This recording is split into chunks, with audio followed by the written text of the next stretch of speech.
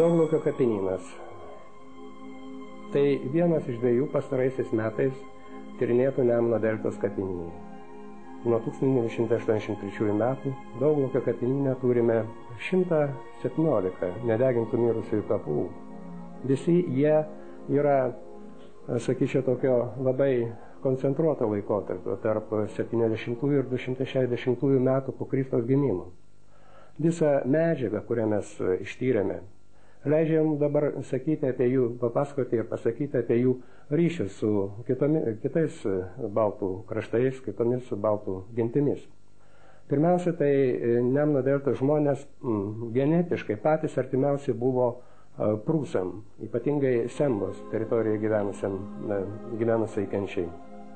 Arba patys tiesiogiai Nemuno deltos gyventojai, arba per savo kaimynus prūsus labai intensyviai prekiavo su Europos likusiais kraštais ir ne tik Europos.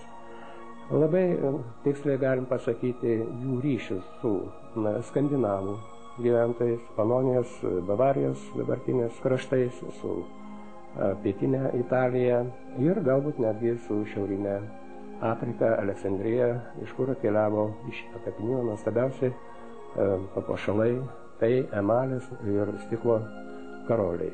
Norėčiau paminėti 110 moters kapą, kuriame yra nuostabiausių papuošalų.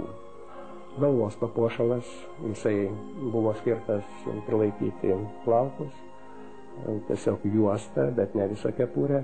Ir įstabiausiai kaklo papuošalai, iš kurių be abejo išsiskiria vadinamoji kūginė antkaklė su pakabučiais. Tokios antkaklės yra retas Lietuvos istorijai ir charakteringas, būdingas Nemuno deltos moterų papuošalas. Dar labai nustebino kryžinis žiedas. Tokių žiedų mes archeologijos istorijoje 1–4 amžiaus neturėjome ir manau, kad tai nėra vien tik tai žiedas.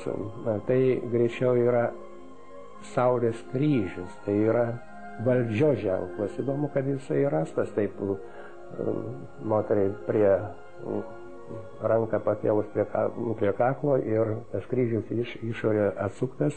Tiesiog moteris sakyta sako, čia aš valdau.